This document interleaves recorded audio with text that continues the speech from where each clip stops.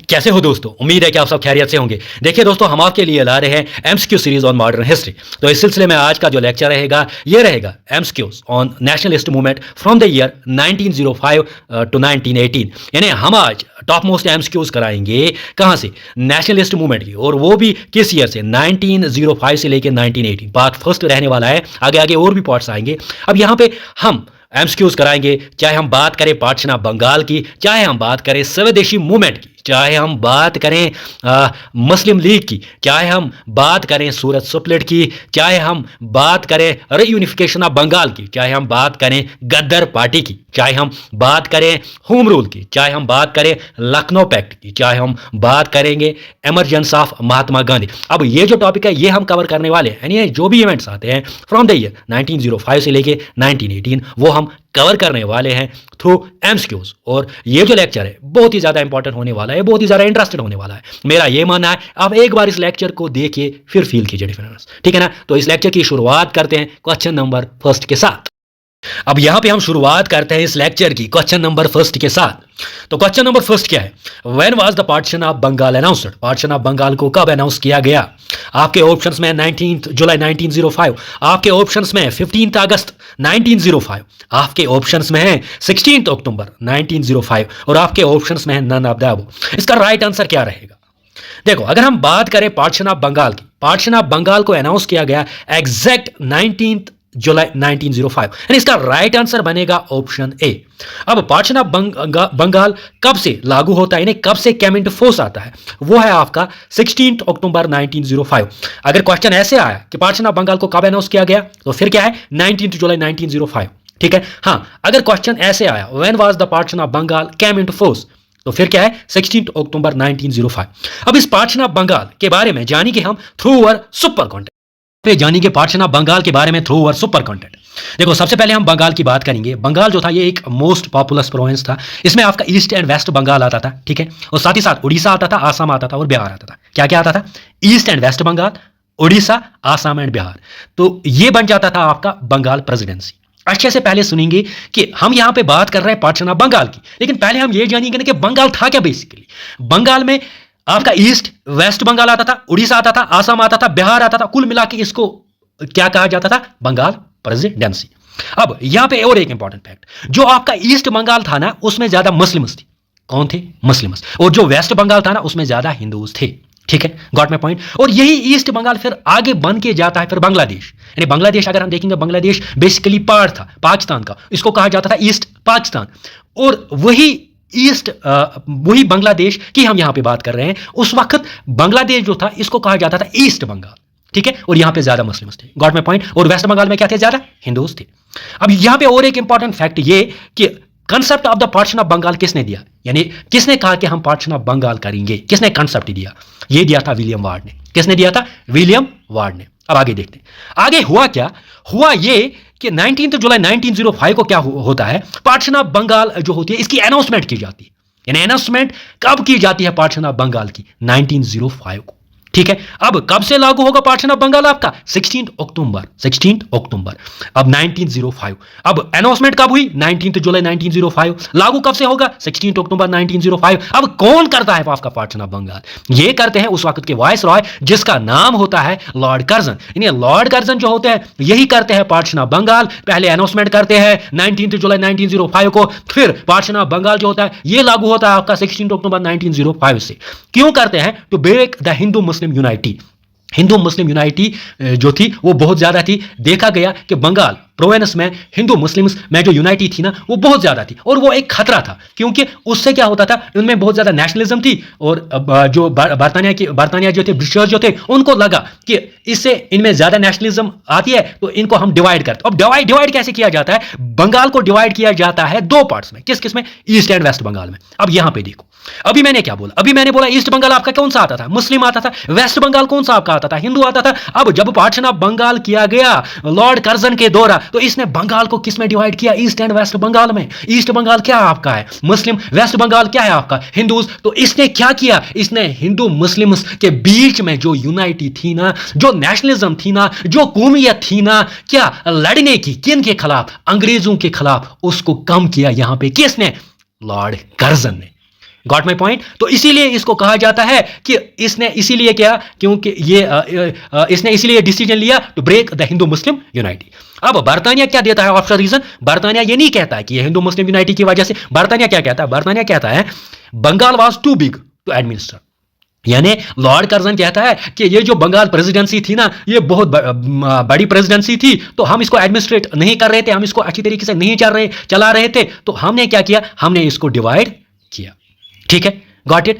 और एक important fact कि प्रेसिडेंट ऑफ आईएनसी कौन थे वो ड्यूरिंग पार्टीशन ऑफ बंगाल? वो थे आपके गोपाल कृष्ण गोखले। कौन थे? गोपाल कृष्ण गोखले। अब ऐसे क्वेश्चन आता है कि पार्टीशन ऑफ बंगाल जब हुआ था उस वक्त president of Indian national Congress कौन थे? वो थे गोपाल कृष्ण गोखले। हाँ, मुस्लिम्स की तरफ से कौन इंपॉर्टेंट लीडर उभर के आए? वो आए आपके नवाब सलीमुल्लाह खान। तो क्वेश्चन कैसे आ सकता है? क्वेश्चन सिंपली आ सकता है कि जब डिवाइड किया, जब पार्टीशन ऑफ बंगाल हुआ तो बंगाल को किस में डिवाइड किया? ईस्ट एंड वेस्ट बंगाल में। पहले बंगाल क्या था आपका? ईस्ट बंगाल था, वेस्ट बंगाल था, उड़ीसा था, आसाम था, बिहार था। इसको बंगाल प्रेसिडेंसी कहा जाता था। हाँ, मुस्लिम्स कहां पे थे? ईस्ट बंगाल में। हाँ, हिंदूज कहां पे थे? वेस्टर्न बंगाल में। कंसेप्ट किसने दिया? विलियम वार्ड ने दिया। पार्टीशन ऑफ बंगाल की अनाउंसमेंट कब होती है? 19 जुलाई 1905 को होती है। हाँ, और साथ ही साथ कब से लागू होता है? 16 अक्टूबर 1905। कौन करता है आपका partition of Bengal? Lord Curzon करते हैं आपका पार्टीशन ऑफ बंगाल। हाँ, क्या रीजन दिया लॉर्ड कर्जन ने पार्टीशन ऑफ बंगाल के लिए? कहा कि बंगाल जो था ये एक बिग एरिया था, एक बिग प्रोविंस थी, इसको एडमिनिस्ट्रेट करने में बहुत ही दिक्कत होती है। हाँ, पार्टीशन ऑफ बंगाल के वक्त आपका कौन होता है प्रेसिडेंट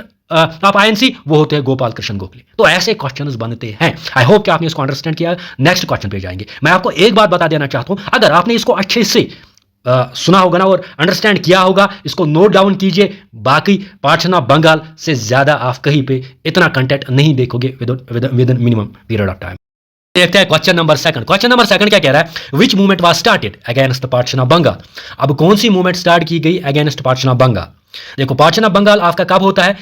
1905 में। कौन करते हैं? लॉर्ड कर्जन करते हैं। एग्जैक्ट कब अनाउंसमेंट होती है? 19 जुलाई को होती है। और लागू कब से होता है? 16 अक्टूबर से होता है partition of Bengal. Partition of Bengal को किस में डिवाइड किया जाता है? ईस्ट एंड वेस्ट बंगाल में। अब क्वेश्चन नंबर सेकंड है, which movement was started against the partition of Bengal? कौन सी मूवमेंट स्टार्ट की गई अगेंस्ट पार्टीशन ऑफ बंगाल? यानी पार्टीशन ऑफ बंगाल जब हुआ तो इसके खिलाफ एक मूवमेंट स्टार्ट की गई। आप बताइए कौन सा है? Option first civil disobedience movement, option second Swadeshi movement, option third quit India movement, option fourth non cooperation movement. अगर हम सिविल डिसोबीडियंस मूवमेंट की बात करेंगे तो ये 1930 में हुई थी। ठीक है। हाँ, अगर हम क्वाइट इंडिया मूवमेंट की बात करें 1942 में हुई थी। अगर हम नॉन कॉपरेशन मूवमेंट की बात करें 1920 में हुई। अब यहां पे ऑप्शन बी आपका राइट आंसर आता है। देखो हुआ क्या, हुआ ये कि जब पार्टीशन ऑफ बंगाल किया गया ना लॉर्ड कर्जन के द्वारा, फिर क्या होती है, फिर इंडिया में एक मूवमेंट स्टार्ट होती है जिस मूवमेंट का नाम होता है स्वदेशी मूवमेंट। अब हम स्वदेशी मूवमेंट के बारे में जानेंगे थ्रू अवर सुपर कंटेंट। यहाँ पे जानेंगे स्वदेशी मूवमेंट के बारे में थ्रू अवर सुपर कंटेंट। देखो हुआ क्या, हुआ ये कि जैसे ही पार्टीशन ऑफ बंगाल की अनाउंसमेंट होती है ना 19 जुलाई 1905 को, तो इस सिलसिले में क्या होता है, इस सिलसिले में एक मूवमेंट स्टार्ट की जाती है। यानी इंडिया में एक मूवमेंट उभर के आती है, एक मूवमेंट स्टार्ट होती है। और इस मूवमेंट का मकसद यही था, ये मूवमेंट थी against the decision of the partition of Bengal. जो डिसीजन लिया गया था ना कि पार्टीशन ऑफ बंगाल, तो उस डिसीजन के खिलाफ यहाँ पे एक मूवमेंट स्टार्ट की जाती है जिस मूवमेंट का नाम रखा जाता है स्वदेशी मूवमेंट।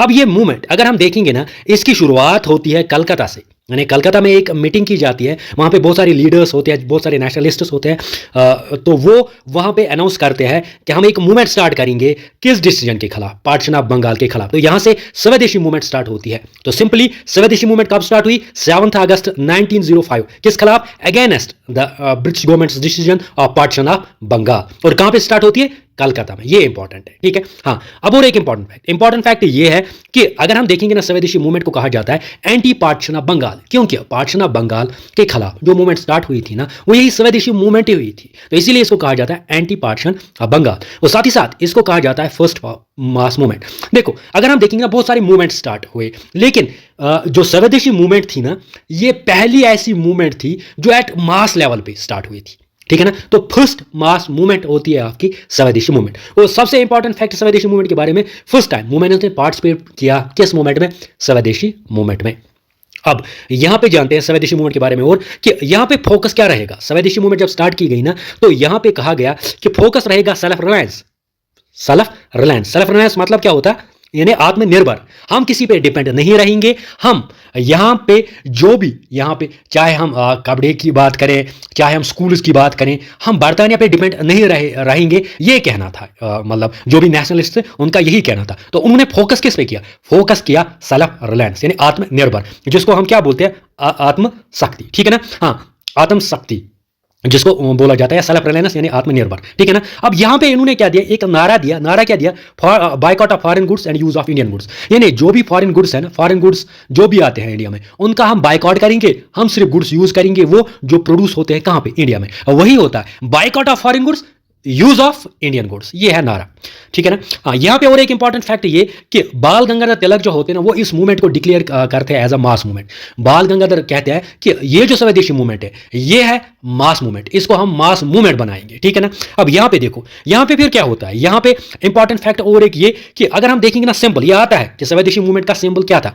यहां पे जो भी लोग थे ना, उन्होंने राखीज बांधी, उन्होंने राखीज, जो भी बहनें थी ना, मतलब जो भी सिस्टर्स थी, तो उन्होंने क्या, जो भी मुस्लिम भाई थे, तो उनको क्या राखी बांधी। तो उससे क्या, उससे उन्होंने एक सिंबल जो दिखा। यहाँ पे सिंबल क्या है? Symbol of unity, symbol of unity. तो सिंबल ऑफ यूनाइटी यहां पे सिंपली क्या है? पीपल जो थे उन्होंने tie rakhis on each other hands as a symbol of unity. देखो, पार्टीशन ऑफ बंगाल जो था वो डिसीजन इसीलिए गया था क्योंकि हिंदू मुस्लिम के बीच में जो नेशनलिज्म बढ़ रही थी ना, इसको खत्म किया जाए, हिंदू मुस्लिम के बीच में जो यूनाइटी है ना, इसको खत्म किया जाए। तो इसीलिए ईस्ट एंड वेस्ट बंगाल को डिवाइड किया गया। अब लोगों को पता जब चला कि उन्होंने हिंदू मुस्लिम यूनाइटी को ब्रेक किया, तो उन्होंने क्या किया? इन्होंने राखीज बांधी एक दूसरे को। और यहां पे क्या किया? यहां पे शो किया ये कि हम जो है, हम में यूनाइटी अब भी है, हम में यूनाइटी अब भी है, ठीक है ना? हाँ, और एक इंपॉर्टेंट फैक्ट जो कि एसएसबी ने पूछा था, बिल्कुल ये क्वेश्चन पूछा था कि रविंद्रनाथ टैगोर के बारे में एक बार पूछा गया कि रविंद्रनाथ टैगोर ने कब लिखी पोइम्स, किस मूवमेंट, कौन सी मूवमेंट चल रही थी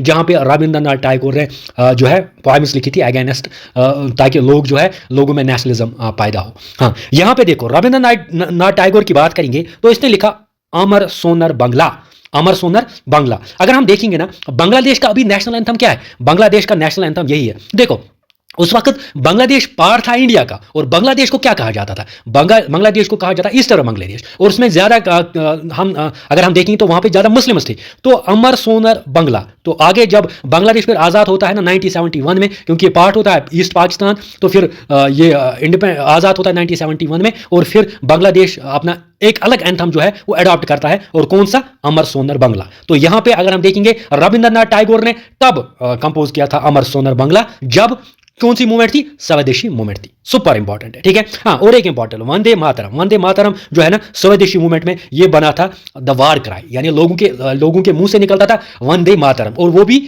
मतलब ना बहुत सारे इमोशंस उनमें थे, तो वैसे वो गा रहे थे वंदे मातरम, वो साथ ही साथ अमर सोनर बांग्ला, ठीक है? हाँ, इंपॉर्टेंट फैक्ट ये भी है कि boycott of foreign goods and use of Indian goods, ये फर्स्ट सजेस्ट किसने किया था? ये फर्स्ट सजेस्ट किया था कृष्ण कुमार मित्रा ने अपने एक न्यूज़पेपर में। न्यूज़पेपर कौन सा? संजीवनी, अपना एक न्यूज़पेपर संजीवनी। अब यहां पे और एक इंपॉर्टेंट क्वेश्चन ये भी बनता है कि फर्स्ट टाइम वर्ड जो बायकॉट है ना, वो किसने यूज किया?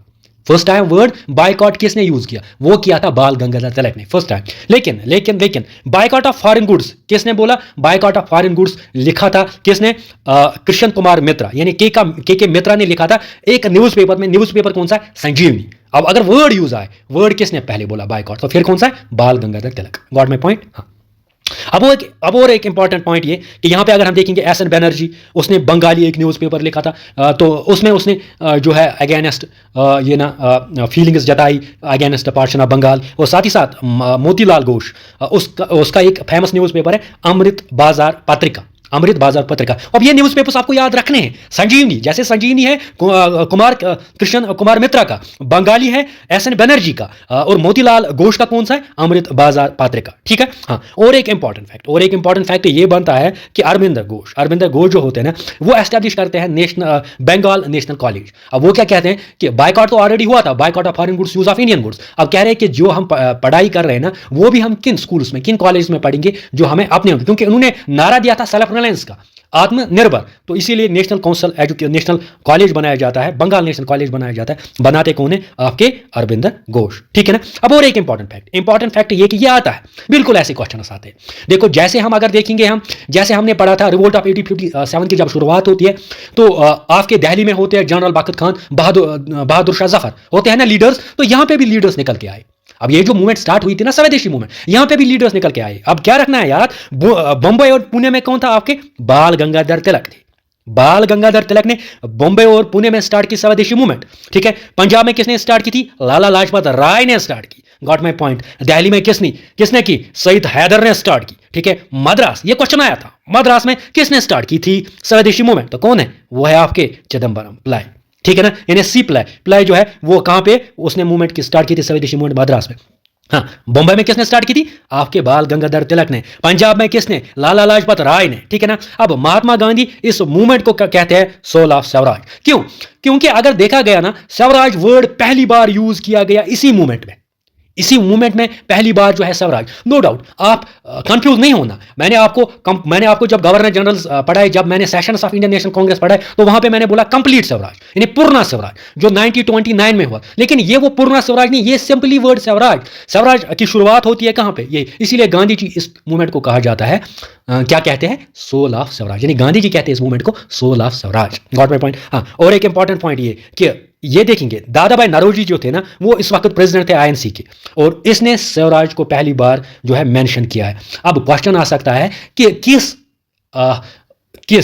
किस जो ये थी, कौन सा सेशन ऐसा था इंडियन नेशनल कांग्रेस का जहां पे पहली बार स्वराज यूज किया गया? बताइए। वो है आपका दादा भाई नौरोजी वाला स्वराज 1906। यानी 1906 में जो सेशन हुआ था उसमें पहली बार स्वराज यूज किया गया, ठीक है ना। अब अगर पूर्ण स्वराज आएगा वो है कंप्लीट, फिर है 1929 वाला, ठीक है। Got my point. लेकिन अभी कौन सा स्वराज वर्ड कब यूज किया गया? 1906। Got my point. हाँ, अब मॉडरेट्स क्या कहते थे? मॉडरेट्स कहते थे, जैसे बाल गंगाधर तिलक ने डिक्लेयर किया था कि हम इसको क्या कर देंगे, हम इसको मास मूवमेंट बनाएंगे। लेकिन एक्सट्रीमिस्ट बोलते नहीं जी नहीं, इसको सिर्फ रहने दीजिए बंगाल में। कहां पे रहने दीजिए? बंगाल में। तो वहां इसके मॉडरेट्स और एक्सट्रीमिस्ट के बीच में क्या होता है, यहां से अगर हम देखेंगे मॉडरेट्स और एक्सट्रीमिस्ट के बीच में जो इनकी आइडियोलॉजी थी अलग थी। वो ऑलरेडी हमने पढ़ा है कि मॉडरेट्स क्या चाहते थे। मॉडरेट्स जो थे वो ज़्यादा वो ना बिलीव किस में करते थे, वो नॉन वायलेंट नहीं थे, बल्कि एक्सट्रीमिस्ट जो थे उनका जो अप्रोच था वो रेडिकल इन अप्रोच था। आई होप आपने इसको अंडरस्टैंड किया होगा इस कंटेंट को। अगर ये कंटेंट अच्छा लगा ना स्वदेशी मूवमेंट के बारे में, तो एक बार सुपर कंटेंट लिखिए कमेंट्स में, ठीक है ना। अब आगे जाएंगे नेक्स्ट क्वेश्चन। अब यहां पे हम देखेंगे question number third. Question number third क्या कह रहा है? Who was the founder of Muslim league 1906? अब ये 1905 नहीं है बल्कि 1906 है, ठीक है। हाँ, मुस्लिम लीग के फाउंडर कौन रहे? किसने फाउंडेशन रखी, या यूं कहे किसको कहा जाता है फाउंडर ऑफ मुस्लिम लीग 1906? अब आपके ऑप्शंस में यहां पे अगर देखेंगे, आपके ऑप्शंस में आगा खान थर्ड, आपके ऑप्शंस में ख्वाजा सलीमुल्लाह खान, आपके ऑप्शंस में सईद आमिर आलिम, आपके ऑप्शंस में सईद नबीउल्लाह। तो अगर हम इसका राइट आंसर देखेंगे ना, किसको कहा जाता है फाउंडर ऑफ मुस्लिम लीग, वो बनते हैं आपके ख्वाजा सलीमुल्लाह खान। यानी ऑप्शन बी आपका राइट आंसर बनेगा। ख्वाजा सलीमुल्लाह खान क्या करते हैं? ये फाउंड करते हैं एक लीग जिसको कहा जाता है मुस्लिम लीग। ये फॉर द बेनिफिट्स, या यूं कहे for the rights of Muslims के लिए बनाई जाती है, यूं कहे टू प्रोटेक्ट मुस्लिम इंटरेस्ट्स, इसके लिए बनाई जाती है आपकी मुस्लिम लीग। और वो भी कब? 1906 में। अब हम इसी मुस्लिम लीग के बारे में जानेंगे थ्रू अवर सुपर कंटेंट। लेकिन कंटेंट को जानने से पहले, या यूं कहे मुस्लिम लीग को जानने से पहले, मैं आपको एक बात बता देना चाहता हूं। हमने शुरुआत की थी पार्टीशन ऑफ बंगाल से, उसके बाद अगेंस्ट पार्टीशन ऑफ बंगाल एक मूवमेंट स्टार्ट होती है स्वदेशी मूवमेंट, और उसके बाद आपकी आती है मुस्लिम लीग 1906 में। तो ऐसे क्रोनोलॉजिकल ऑर्डर में आपको याद रखना है इवेंट्स, ठीक है ना। अब हम जानेंगे मुस्लिम लीग के बारे में थ्रू अवर सुपर कंटेंट। यहां हम बात करेंगे मुस्लिम लीग के बारे में, मुस्लिम लीग 1906 के बारे में। देखो हुआ क्या, हुआ ये कि 30 दिसंबर 1906 को, एग्जैक्ट 30 दिसंबर 1906 को group of Muslim leaders, almost ये होते हैं 300, कितने होते हैं? 300 डेलीगेट्स होते हैं ऑलमोस्ट, ये गैदर होते हैं ढाका में। अब आप अगर ढाका प्रेजेंट डे की बात करोगे तो ये आप बांग्लादेश में पाओगे, लेकिन उस वक्त जो बांग्लादेश था ना, उसको क्या कहा जाता था? ईस्टर्न बंगाल कहा जाता था ना, क्योंकि हमने देखा ईस्टर्न बंगाल में ज्यादा क्या थे, ज्यादा मुस्लिम्स की ये ना पॉपुलेशन थी। तो ईस्टर्न बंगाल जो था वो आपका मतलब जो अभी बांग्लादेश है ना, उसको उस टाइम कहा जाता था ईस्टर्न बंगाल, ठीक है। अब ग्रुप ऑफ लीडर्स ज्वाइन होते हैं, ग्रुप ऑफ लीडर्स जो होते हैं ना, ये असेंबल होते हैं, ये जमा होते हैं ऑलमोस्ट 300 डेलीगेट्स। जैसे आपका इंडियन नेशनल कांग्रेस जब उसकी शुरुआत होती है तो 72 डेलीगेट्स जमा होते हैं ना, है ना। बिल्कुल वैसे ही ये जो ढाका में क्या होता है, 300 डेलीगेट्स और वो भी मुस्लिम ग्रुप ऑफ मुस्लिम लीडर्स जमा होते हैं, वहाँ पे एक कॉन्फ्रेंस होती है। कॉन्फ्रेंस क्या है? Educational conference. जब ये एजुकेशनल कॉन्फ्रेंस होती है ना, तो उस समय ये क्या करते हैं, ये वहाँ पे डिसाइड करते हैं कि हम एक पॉलिटिकल एसोसिएशन बनाएंगे, हम एक पॉलिटिकल ऑर्गेनाइजेशन बनाएंगे जो किन के लिए होगी? मुस्लिम के लिए होगी। और इसका मकसद क्या होगा? इसका मकसद देखो, इसका मकसद ये होगा कि पहले मुस्लिम्स के जो इंटरेस्ट होंगे ना, जो भी मसाइल होंगे मुस्लिम्स के, वो देखे जाएंगे, ठीक है ना। और साथ ही साथ टू काउंटर द कांग्रेस, क्योंकि कांग्रेस का इन्फ्लुएंस बहुत ज़्यादा था। कांग्रेस उस समय जो नेशनल, अगर हम देखेंगे नेशनल पार्टी जो थी वो कांग्रेस ही थी उस समय, तो कांग्रेस जो था उसका बहुत ही ज़्यादा इन्फ्लुएंस था। तो कांग्रेस का इन्फ्लुएंस काउंटर करने के लिए मुस्लिम लीग की शुरुआत होती है, या यूं कहिए एक अल्टरनेटिव पॉलिटिकल ग्रुप उभर के आता है। कौन सा? आपका मुस्लिम लीग। और साथ ही साथ यहाँ पे और एक एम है कि हम सपोर्ट करेंगे ब्रिटिश एडमिनिस्ट्रेशन को, ठीक है ना। पहले यही था, फिर लास्ट में फिर ये ना चेंज होता है, to support the British administration, फिर ये ना चेंज होता है। लेकिन पहले जब बनाई गई तो पहले यही कहा गया था, ठीक है। तो क्या जाना आपने यहाँ पे आपने जाना कि एग्जैक्ट 30 दिसंबर 1906 को एक मुस्लिम का एक ग्रुप, यानी ग्रुप ऑफ मुस्लिम लीडर्स जमा होते हैं। कहां पे? ढाका में होते हैं। जब ये ढाका में जमा होते हैं, वहां पे एक कॉन्फ्रेंस होती है, एजुकेशनल कॉन्फ्रेंस। तो वहां पे ये डिसाइड करते हैं कि हम एक पॉलिटिकल एसोसिएशन बनाएंगे, जिसका नाम रखा जाता है फिर मुस्लिम लीग। अब मकसद क्या था इसका? कि जो भी इंटरेस्ट होंगे, जो भी मसाइल होंगे मुस्लिम्स के, वो जो है उनको देखा जाएगा। और साथ ही साथ कांग्रेस को काउंटर किया जाएगा, क्योंकि कांग्रेस उस वक्त एक लोधी पॉलिटिकल पार्टी थी, तो उसको काउंटर किया जाएगा, कांग्रेस के इन्फ्लुएंस को ये ना काउंटर किया जाएगा। अब यहां से ये मुस्लिम लीग एक अल्टरनेटिव पॉलिटिकल पार्टी की तरह उभरती है। अब यहां पे और एक इंपॉर्टेंट फैक्ट ये है कि सपोर्ट हम करेंगे किसको? ब्रिटिश एडमिनिस्ट्रेशन को। तो आपने जाना कि मुस्लिम लीग की शुरुआत कैसे होती है। हाँ, अब यहां पे और एक इंपॉर्टेंट फैक्ट जो आपको मुस्लिम लीग के बारे में जानना होगा, जिससे क्वेश्चन आते हैं कि founder of a Muslim league कौन है? Founder of a Muslim league, अभी मैंने बोला ख्वाजा, या यूं कहे ख्वाजा नवाब सलीमुल्लाह खान, या नवाब ख्वाजा सर सलीमुल्लाह बहादुर भी इसको कहा जाता था, ठीक है ना। अब यही बेसिकली प्रपोज, यानी यहाँ पे जो नाम जो है ना मुस्लिम लीग, ये नाम देते हैं। वो नाम क्या है? All India Muslim league. क्या है? ऑल इंडिया मुस्लिम लीग, ठीक है ना। और ये फर्स्ट मुस्लिम पॉलिटिकल पार्टी आपकी उभर के आती है। यानी अगर हमें बताना होगा कि फर्स्ट मुस्लिम पॉलिटिकल पार्टी कौन है, वो है आपकी ऑल इंडिया मुस्लिम लीग, या यूं कहें मुस्लिम लीग 1906 में। अब इसके फाउंडर कौन होते हैं? ख्वाजा सलीमुल्लाह खान, या नवाब ख्वाजा सर सलीमुल्लाह बहादुर, ठीक है।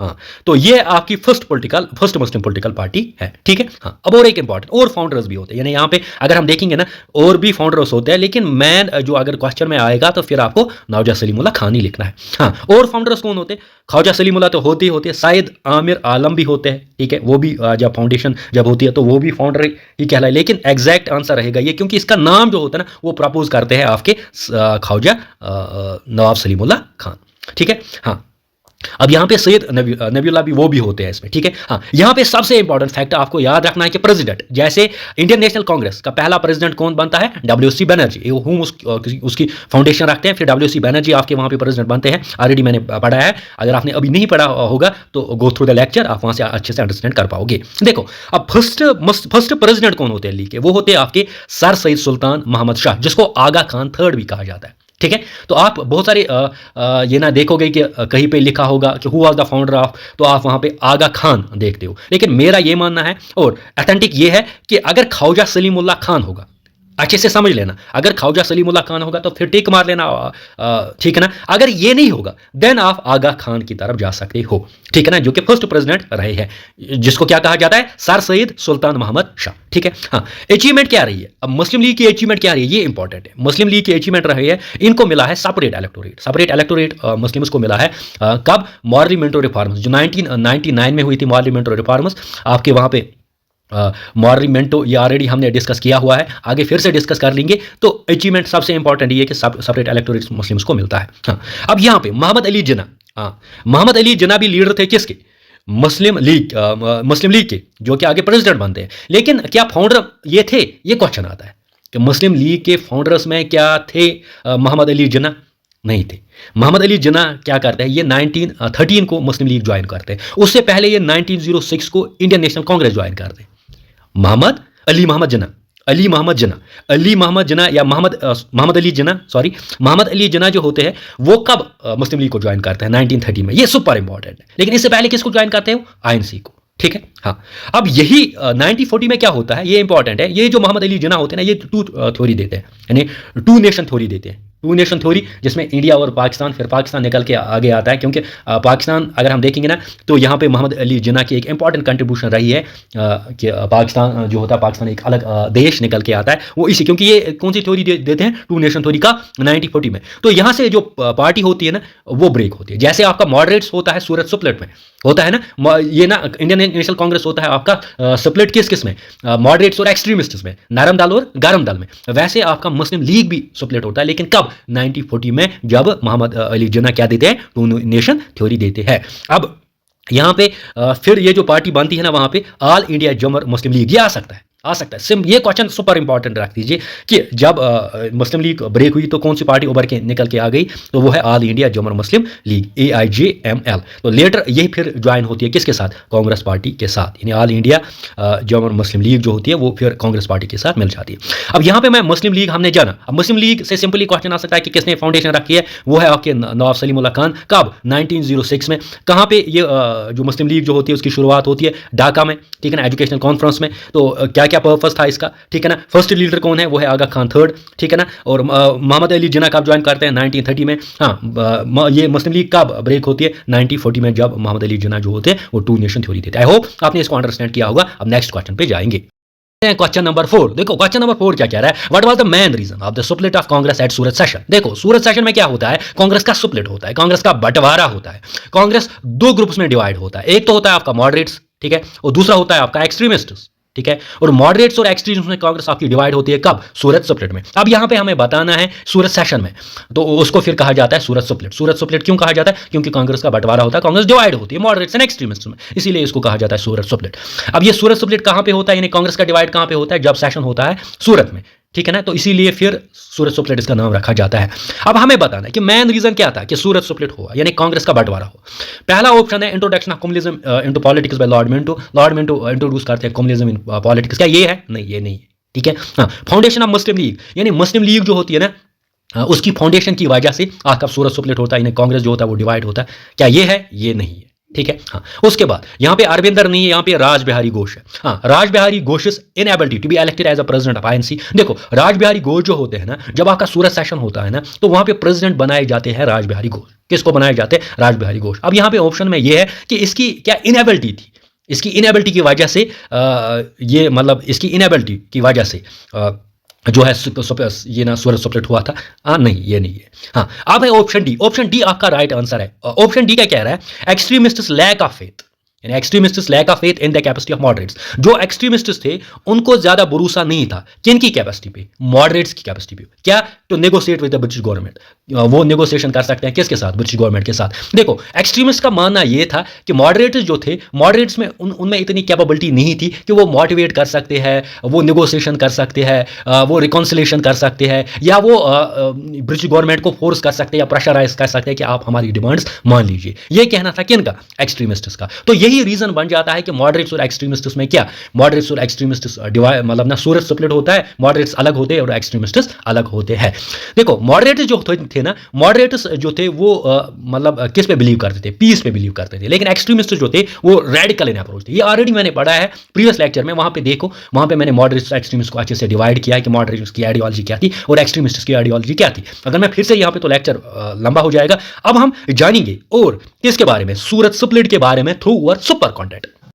यहाँ पे हम जानेंगे सूरत स्प्लिट के बारे में, लेकिन सूरत स्प्लिट के बारे में बताने से पहले मैं आपको एक बात बता देना चाहता हूं। हमने शुरुआत कब की, हम शुरुआत कर रहे हैं नेशनलिस्ट मूवमेंट, और नेशनलिस्ट मूवमेंट में पहले हमने क्या देखा, पार्टीशन ऑफ बंगाल 1905 में। फिर अगेंस्ट पार्टीशन ऑफ बंगाल क्या होती है, आपकी स्वदेशी मूवमेंट, वो भी हमने जान लिया। फिर क्या होता है, उसी टाइम 1906 में एक लीग निकल के आती है, एक political party, first Muslim political party निकल के आती है जिसका नाम रखा जाता है मुस्लिम लीग। वो कब, 1906 में। फिर क्या होता है 1907 में, 1907 में कांग्रेस का बंटवारा होता है एक सेशन में। सेशन कहां पे होता है, सूरत में, उसको क्या कहा जाता है, सूरत स्प्लिट। अब इसी सूरत स्प्लिट के बारे में हम जानेंगे। आई होप आप इसको अच्छे से अंडरस्टैंड कर रहे होंगे, ठीक है। अब देखो यहां पे सूरत स्प्लिट की हम बात करते हैं। देखो हुआ क्या, हुआ ये कि मॉडरेट्स और हुआ ये कि कांग्रेस जो होती है, कांग्रेस दो ग्रुप्स में डिवाइड होती है 1907 में।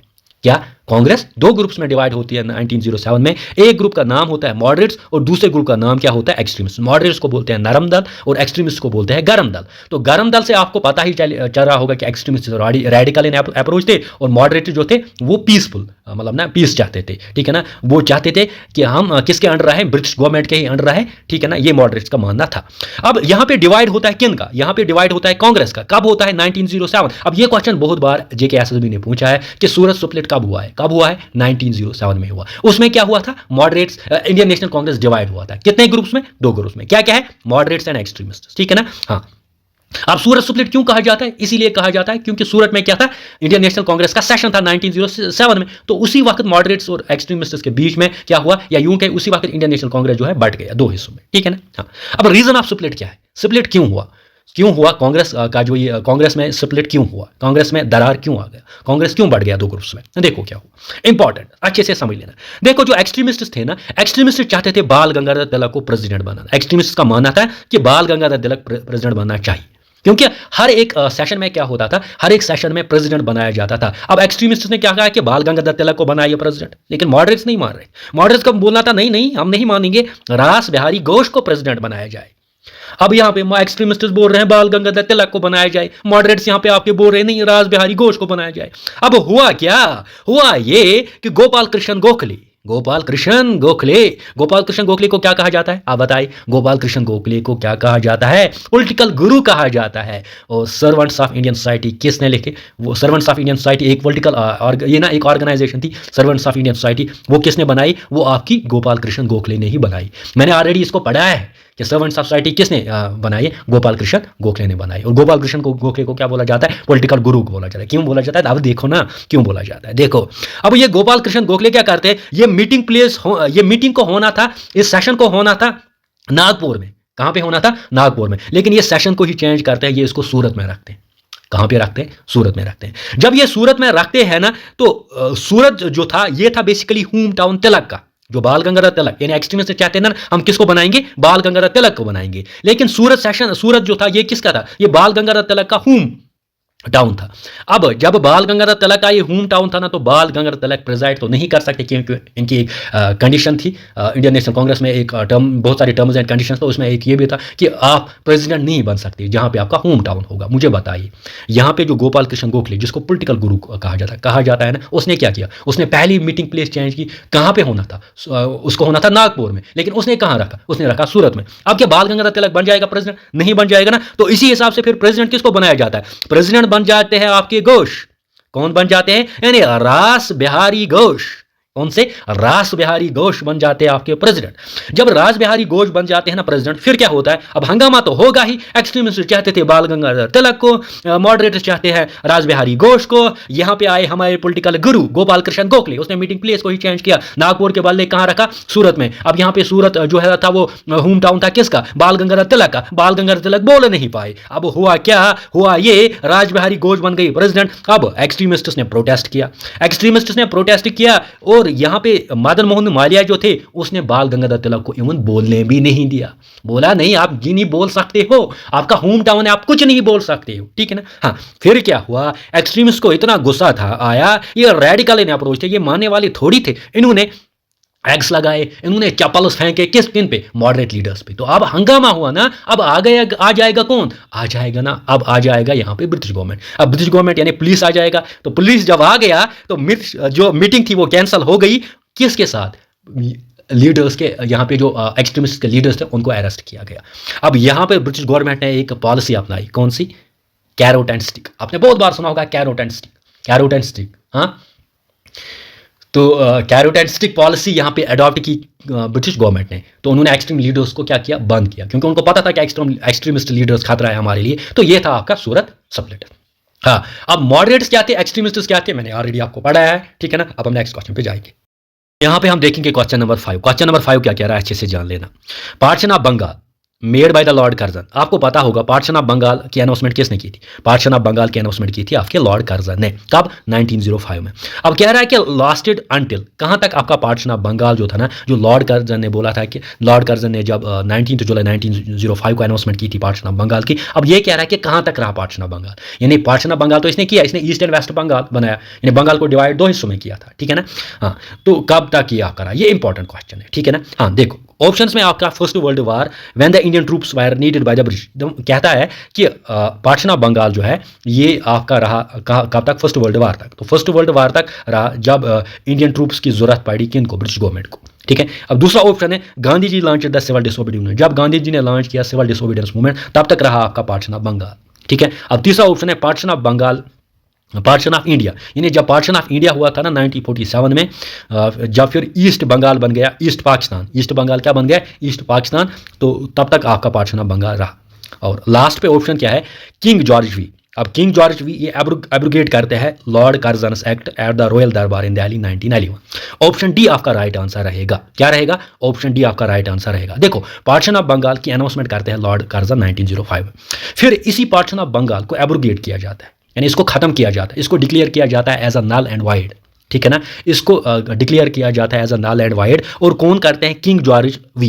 किंग जॉर्ज वी यानी किंग जॉर्ज फिफ्थ हम कहेंगे ऐसे। किंग जॉर्ज फिफ्थ जो होते हैं ना, ये बर्तानिया के किंग होते हैं, और ये इसका दरबार होता है दिल्ली में। कहाँ पे होता है? दिल्ली में इसका दरबार होता है 1911 में।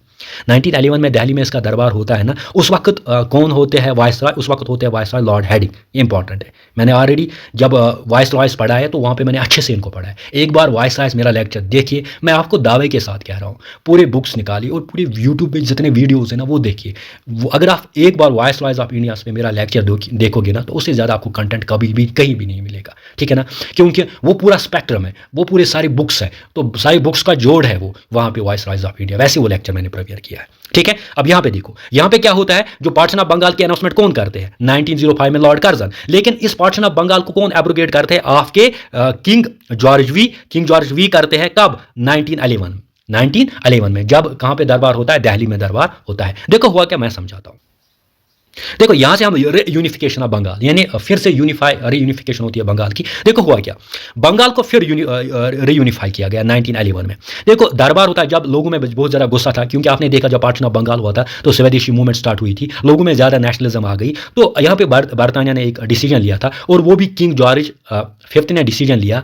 इसका दरबार था दिल्ली में। कहाँ पे था? दिल्ली दरबार दिल्ली में था, और उस वक्त जो वाइसरॉय थे वो थे लॉर्ड हेडिंग से, इंपॉर्टेंट है लॉर्ड हेडिंग थे, ठीक है। अब जब दरबार था ना दिल्ली में, तो उस वक्त उसने अनाउंसमेंट की कि ये जो है, जो पार्टीशन ऑफ बंगाल जो है ना, इसको हम एब्रोगेट करते हैं। यानी जैसे अभी आपका जे एंड के स्टेट था, अब जे एंड के स्टेट किस में बढ़ गया? जे एंड के स्टेट बढ़ गया, अब जे एंड के स्टेट बन गया जे एंड के यूटी। अब कह रहे हैं कि नहीं, इसको हम स्टेट हुड देंगे, स्टेट हुड देंगे, ठीक है ना। अब इसको फिर से स्टेट बनाया जाएगा, ठीक है ना। तो वैसे मतलब ना पार्टीशन ऑफ बंगाल की हम अगर हम बात करेंगे, पार्टीशन ऑफ बंगाल जब होता है ना, वो 1911 में होता है। फिर जो किंग होते हैं ना, किंग जॉर्ज वी, वो फिर डिसीजन लेते हैं कि नहीं, अब पार्टीशन ऑफ बंगाल जो है इसको एब्रोगेट किया जाएगा। अब क्या हुआ, लेकिन अब देखो अब क्या हुआ, अब ये इंपॉर्टेंट है। ईस्ट एंड वेस्ट बंगाल को फिर से मतलब ना जोड़ दिया गया, लेकिन यहाँ पे आपकी Bihar, Orissa and Assam separate province बन गई। यानी आपने जब पार्टीशन ऑफ बंगाल हमने पढ़ा था ना, पार्टीशन ऑफ बंगाल में हमने देखा कि पार्टीशन ऑफ बंगाल जो था, इसको बंगाल प्रेसिडेंसी कहते थे। इसमें आपका ईस्ट बंगाल भी आता था, इसमें आपका वेस्ट बंगाल भी आता था, इसमें आपका बिहार भी आता था, इसमें आपका उड़ीसा भी आता था, इसमें आपका आसाम भी आता था। अब सिर्फ यहाँ पे किनको रीयूनिफाई किया गया? यहाँ पे दो, एक ईस्ट एंड वेस्ट बंगाल को रीयूनिफाई किया, लेकिन बिहार, उड़ीसा एंड आसाम को सेपरेट प्रोविंसेस जो है डिक्लेयर किए गए। अब ये इंपॉर्टेंट है, और वो भी on the basis of linguistic, यानी लैंग्वेज के हिसाब से इनको डिवाइड किया गया। किसको? बिहार, उड़ीसा, यानी उड़ी जहाँ पे ये ना कौन सी लैंग्वेज, उड़िया लैंग्वेज या उड़िया लैंग्वेज आप बोलो तो उसको उड़ीसा रखा गया। जहाँ पे आपकी आसामी लैंग्वेज है ना, उनको आसाम, जहाँ पे हिंदी वहाँ पे आपका बिहार रखा गया, ठीक है ना। तो आप आई होप कि आपने इसको अंडरस्टैंड किया होगा। नेक्स्ट क्वेश्चन पे जाएंगे। हम देखते हैं क्वेश्चन नंबर 6। क्वेश्चन नंबर 6 क्या कह रहा है? In which of the following countries was the revolutionary Ghadar party formed. यहाँ पे हमें बताना है कि कहाँ रेवोल्यूशनरी गदर पार्टी की फॉर्मेशन होती है। गदर पार्टी की अगर हम बात करेंगे 1930 में आपकी गदर पार्टी जो होती है उसकी फॉर्मेशन होती है, लेकिन हमें बताना है कि कहाँ पे हुई। जर्मनी में हुई, इंग्लैंड में हुई, यूएस में हुई, या more than one of the above. ठीक है। तो इसका राइट आंसर क्या रहेगा? इसका राइट आंसर रहेगा यूएस। यानी यूएस में फॉर्मेशन होती है किसकी? गदर पार्टी की। अब गदर पार्टी को जानने से पहले, इसको समझने से पहले मैं आपको एक बात बताना चाहता हूं। हमने शुरुआत की थी किससे? पार्टीशन ऑफ बंगाल से। पार्टीशन ऑफ बंगाल 1905, ठीक है।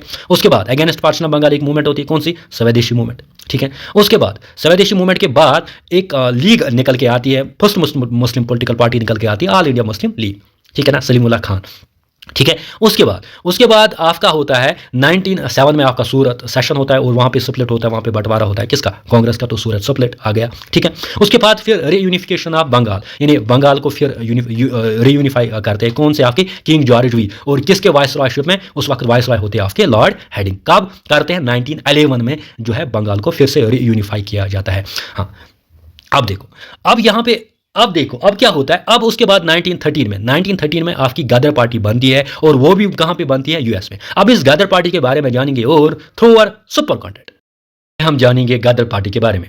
देखो, गदर पार्टी के बारे में हम जानेंगे। सबसे पहले गदर पार्टी की शुरुआत कैसे होती है? हमने अभी देखा कि इसकी फॉर्मेशन होती है कहां पे? यूएस में। देखो, गदर पार्टी की फॉर्मेशन कैसी होती है? 1930 में गदर पार्टी को ये ना बनाया जाता है, इसकी फाउंडेशन होती है। और बनाते कौन है? बनाते आप के सोहन सिंह बाकना। आप बहुत जगह देखोगे लाला हरदिया। नो डाउट, अगर हम फाउंडिंग मेंबर्स की बात करेंगे ना गदर पार्टी की, उसमें आपके लाला हरदयाल भी आते हैं। लेकिन अगर एक्चुअल फाउंडर देखा जाए तो फिर है आपके सोहन सिंह बाकना। तो 1913 में गदर पार्टी की शुरुआत होती है, और बनाते कौन है? आपके सोहन सिंह बाकना। अब आप कमेंट्स में क्वेश्चन ना कीजिए, मैं आपको बताना चाहता हूं कि JKSSB ये क्वेश्चन एक बार आया था, ठीक है ना। अब एक बार आया था, पता नहीं JK PSI पेपर में या किसी पेपर में आया था कि गदर पार्टी की शुरुआत किसने की, यानी फाउंडर ऑफ गदर पार्टी कौन है। फिर वहां पे लाला हरदयाल भी ऑप्शंस में था, और आपका सोहन सिंह बाकना भी था। फिर JKSSB ने वहां पे कंसिडर किया किसको? सोहन सिंह बाकना को कंसिडर किया। बहुत सारी रिप्रेजेंटेशन डाली गई, लेकिन JKSSB ने नहीं माना। तो इसीलिए मैं आपको बता रहा हूं कि गदर पार्टी जो थे, इसके फाउंडर कौन है? सोहन सिंह बाकना। लेकिन अगर एक्चुअल में देखा जाए तो दोनों फाउंडर है, सोहन सिंह बाकना भी है, और कौन है? आपके लाला हरदयाल है। लेकिन सोहन सिंह बाकना बेसिकली प्रेसिडेंट थे इस पार्टी के, इसीलिए ज्यादातर अगर दोनों आएंगे ऑप्शंस में, तो फिर आपका राइट आंसर बनता है सोहन सिंह बाकना। तो पहले आपने क्या जाना? गदर पार्टी के फाउंडर कौन है? सोहन सिंह बाकना। कब होती है गदर पार्टी की शुरुआत? 1913 में। हाँ, अब गदर पार्टी के बारे में और एक इंपॉर्टेंट है कि गदर पार्टी बेसिकली बनाई किसने? देखो हुआ क्या, गदर पार्टी की फाउंडेशन होती है जो बहुत जो भी एक्स सोल्जर्स थे, या यूं कहे बहुत सारे पीजेंट्स पंजाब के थे, चाहे हिंदू, मुस्लिम या सिख की हम बात करेंगे, सारे लीडर्स जो थे वो माइग्रेट हुए थे, यानी वो माइग्रेट हुए थे यूएसए कनाडा में। लेकिन अब यूएसए कनाडा में उन्होंने क्या फेस की? रैशनल डिस्क्रिमिनेशन, ठीक है ना। यानी बहुत सारे क्या थे? एक्स सोल्जर्स और पीजेंट्स कहाँ से? पंजाब से थे। तो वो कहाँ पे गए थे? वो गए थे यूएसए और कनाडा में। लेकिन वहाँ पे उन्होंने क्या किया? उन्होंने फेस की रैशनल डिस्क्रिमिनेशन। फिर ओवेसली उन्होंने ये जाना कि हमारे साथ इसीलिए रैशनल डिस्क्रिमिनेशन होती है क्योंकि हम जो है, हम आज़ाद देश नहीं है, हम है अंडर किसके? ब्रिटिश गवर्नमेंट के अंडर है, इसीलिए हम रैशनल डिस्क्रिमिनेशन फेस कर रहे हैं। ये माना था इन सोल्जर्स का, इन पीजेंट्स का। तो इसीलिए फिर क्या होता है? फिर ये एक अब गुस्सा तो आएगा ही इनमें जब ये रैशनल डिस्क्रिमिनेशन फेस करेंगे। तो उन्होंने क्या की? उन्होंने पॉलिटिकल या यूं कहें उन्होंने मूवमेंट अपनी स्टार्ट की, वो इंडिया में नहीं, जो विदेश थे यानी फॉरेन कंट्रीज थी, वहां पे उन्होंने स्टार्ट की। तो उसी सिलसिले में क्या होता है कि गदर पार्टी की शुरुआत होती है, और इसके फाउंडिंग प्रेसिडेंट बनते हैं आपके सोहन सिंह बाकना। अभी मैंने कहा सोहन सिंह बाकना को कहा जाता है फाउंडर। क्यों कहा जाता है? क्योंकि ये फाउंडिंग प्रेसिडेंट थे, ठीक है। हाँ, अब ये पार्टी जो होती है ना, बेसिकली इस पार्टी का पहले गदर नाम नहीं था, इसका नाम था Hindu Association of Pacific Coast. Hindu Association of Hindi Association of Pacific Coast. देखो यहां पे अच्छे से समझना। अब यहां पे एसोसिएशन किसकी है? एसोसिएशन है हिंदी एसोसिएशन, यानी Hindi Association of Pacific Coast. अब वहाँ पे अगर हम देखेंगे ना, पैसिफिक एक आपको अगर हम देखेंगे, आप जैसे आपका इंडियन होता है वैसे आपका पैसिफिक ओशन भी है। अब ये ज़्यादातर रहते कहाँ पे? ये रहते थे आपके कनाडा एंड यूएसए में, तो पैसिफिक ओशन वहाँ पे ही था ना, तो ठीक है ना। तो उन्होंने एक एसोसिएशन बनाई वहाँ पे, Hindi Association of Pacific Coast, ठीक है। और किसके लीडरशिप में? लाला हरदयाल इसके लीडर थी, और बाबा सोहन सिंह बाकना इसके प्रेसिडेंट थे। यानी अगर देखेंगे तो लाला हरदयाल क्या थे? इसके लीडर थे, किसके? इसी Hindi Association of Pacific Coast. अब ये आता है गदर पार्टी का एक्चुअल नेम क्या था? ये बेसिकली ये जो पॉलिटिकल पार्टी थी ना गदर पार्टी का, इसका एक्चुअल नेम क्या है? तो वो क्या है? Hindi Association of Pacific Coast. Basically इन्होंने क्या बनाई थी? एक पार्टी, क्या? Hindi Association of Pacific Coast. फिर आगे बनकर इसका नाम चेंज रखा जाता है, फिर इसका नाम रखा जाता है गदर पार्टी, लेकिन रियल में इसका नाम क्या था? Hindi Association of Pacific Coast, ठीक है। हाँ, तो लीडर कौन बनते हैं? आपके लाला हरदयाल, और प्रेसिडेंट कौन होते हैं? आपके सोहन सिंह बाकना, ठीक है। अब ये जो पार्टी थी ना, ये मोस्ट एथनिक थी, मल्टी एथनिक थी, सॉरी मल्टी एथनिक मतलब इसमें एक धर्म के नहीं थे, इसमें हिंदू भी थे, सिख भी थे, मुस्लिम भी थी, ठीक है ना। अब ये भी एक इंपॉर्टेंट क्वेश्चन आता है, क्योंकि आप ये मत कहिए कि लाला हरदयाल है या सोहन सिंह बाकना है ये सिख कम्युनिटी से बिलोंग करते तो ये सिख पॉलिटिकल पार्टी के, नहीं, इसमें मुस्लिम लीडर्स भी थे, इसमें हिंदू लीडर्स भी थे आपके, किसमें, गदर पार्टी में, इसलिए इसको मल्टी एथनिक कहा जाता है। देखो अब यहाँ पे इंपॉर्टेंट ये है कि जब ये पार्टी बनाई जाती है ना, इसका हेडक्वार्टर रखा जाता है सैन फ्रांसिस्को। सैन फ्रांसिस्को आप कहाँ पे मिलेगा, ये मिलेगा आपको यूएसए में, यानी यूएसए में इसकी फाउंडेशन होती है। और यूएसए में इसकी हेडक्वार्टर जो होता है ना, उसको बोलते हैं युगंतर आश्रम। क्या बोलते हैं, युगंतर आश्रम। कहाँ पे है आपका इसका हेडक्वार्टर, सैन फ्रांसिस्को यूएसए में इसके आश्रम को, यूएसए में जो इसका हेडक्वार्टर उसको क्या बोलते हैं, युगंतर आश्रम। अब गदर क्या था, गदर देखो इसका नाम था Hindu Association of Pacific Coast. Ghadar basically एक वीकली न्यूज़पेपर था, डेली न्यूज़पेपर नहीं, वीकली न्यूज़पेपर था, और गदर का मतलब होता है रिवोल्ट। अब इस न्यूज़पेपर के जरिए लिखते हैं किन के खिलाफ, यानी ब्रिटिश के खिलाफ। और ये न्यूज़पेपर एक ही जगह नहीं बल्कि पूरे, अगर हम देखेंगे ना वहाँ पे जो भी चाहे अमेरिका की बात करेंगे, कनाडा की बात करेंगे या यूरोप की बात करेंगे, ये पब्लिश होता था, ये गदर न्यूज़पेपर और वीकली न्यूज़पेपर। वहाँ पे लिखते थे किन के अगेंस्ट, वहाँ पे लिखते थे अगेंस्ट ब्रिटिश गवर्नमेंट के अगेंस्ट, ठीक है। और इनकी आइडियोलॉजी क्या थी, ये इंपॉर्टेंट, इनकी आइडियोलॉजी थी कि आप आर्म्स को इकट्ठा करो, ऑर्गेनाइज एसेसिनेशन, ये एसेसिनेशन ऑफ ब्रिटिशर्स, यानी ब्रिटिशर्स जो है ना, जो भी ब्रिटिशर्स ऑफिसर्स हैं इनको मार गिराओ, इनकी एसेसिनेशन करो, ठीक है, और रिवोल्ट करो। ये इंपॉर्टेंट था इनका, यानी इनकी आइडियोलॉजी क्या क्या, एक तो आर्म्स को हम प्रिपेयर करेंगे, यानी हथियार जो है वो हम इकट्ठा करेंगे, फिर एसेसिनेशन करेंगे कि इनकी ब्रिटिश ऑफिसर्स की, और रिवोल्ट करेंगे, ठीक है ना। ये मानना था किसका, गदर पार्टी का। आई होप कि आपने इसको अंडरस्टैंड किया होगा। अब गदर पार्टी से और एक इंपॉर्टेंट फैक्ट जुड़ा है जिसका नाम है कोमागाटू मारू इंसिडेंट। अब ये कोमागाटू मारू इंसिडेंट क्या है मैं समझाता हूं। देखो कोमागाटू मारू इंसिडेंट क्या था, बेसिकली कोमागाटू मारू एक जापानी शिप था जिसमें टोटल थे 376 पैसेंजर्स।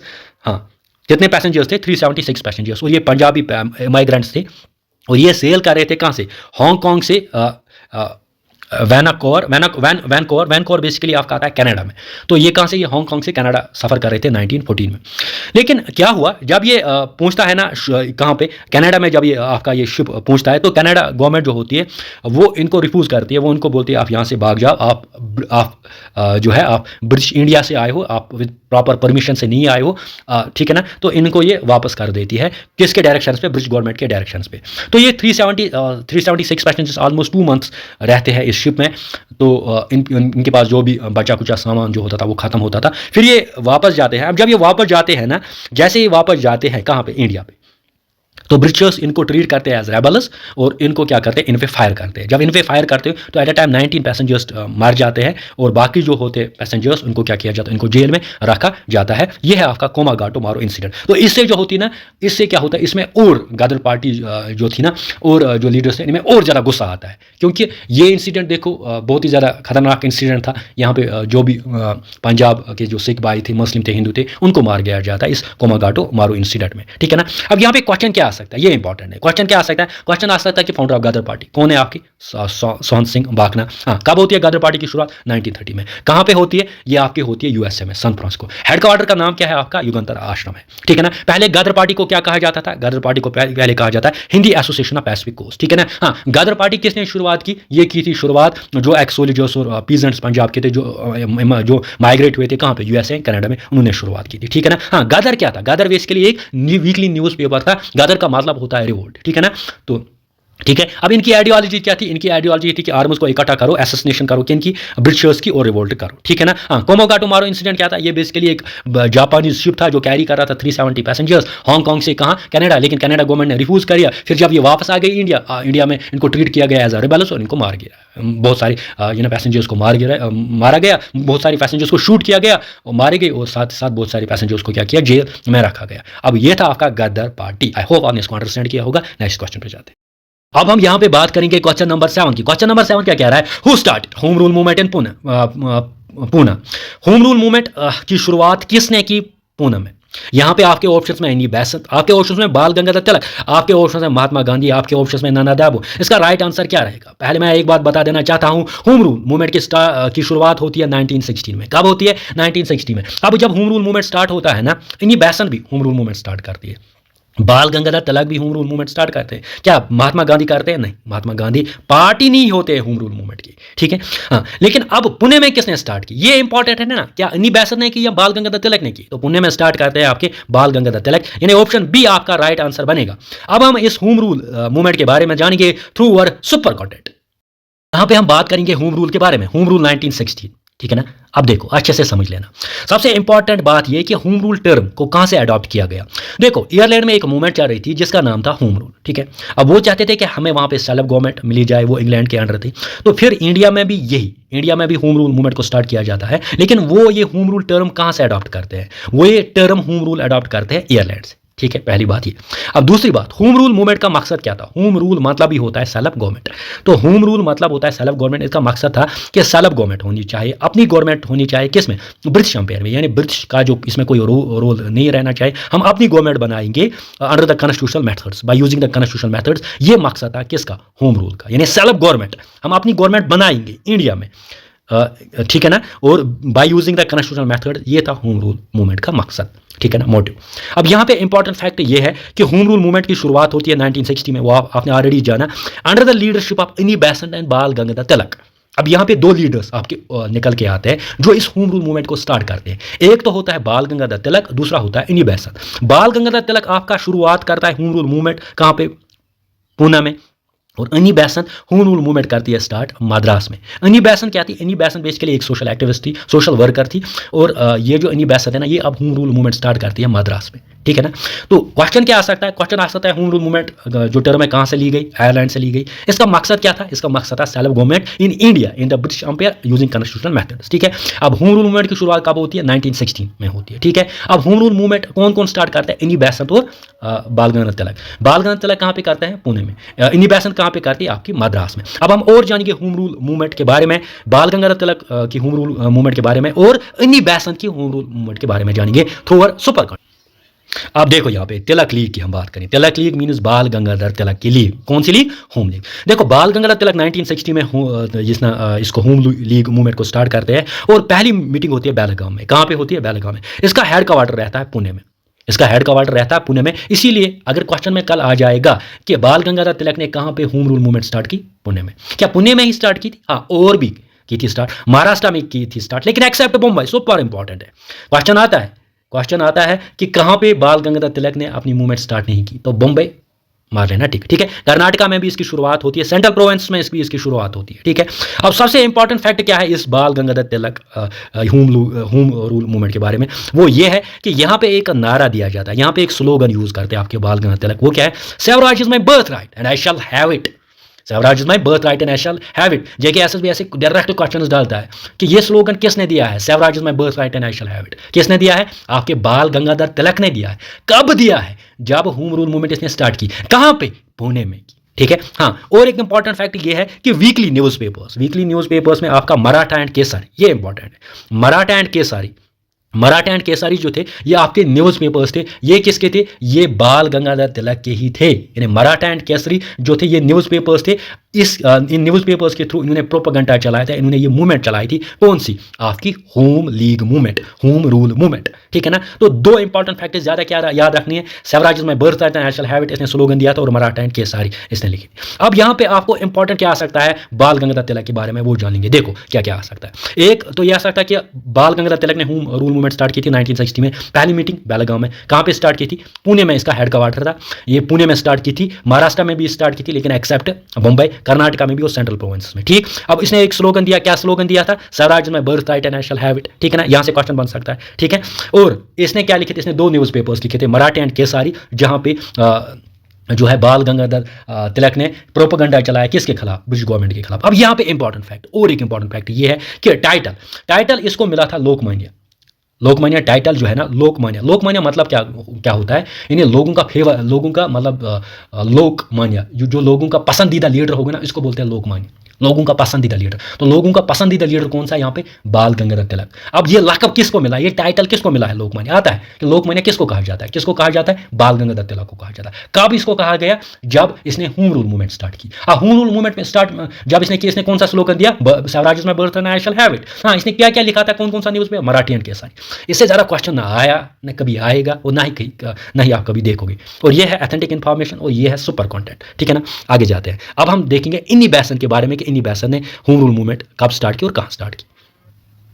देखो, इन्नी बैसन की बात अगर हम करेंगे, मैंने अभी बोला कि ये थी basically women right activist, writer भी थी, ऑरेटर भी थी। ये सपोर्ट करती थी इंडिया को, ये सपोर्ट करती थी इंडिया को, और ये सपोर्ट करती थी जो होम रूल स्टार्ट हुई थी ना आयरलैंड में, वहां पे उसको भी सपोर्ट करती थी आपकी इन्नी बैसन, ठीक है।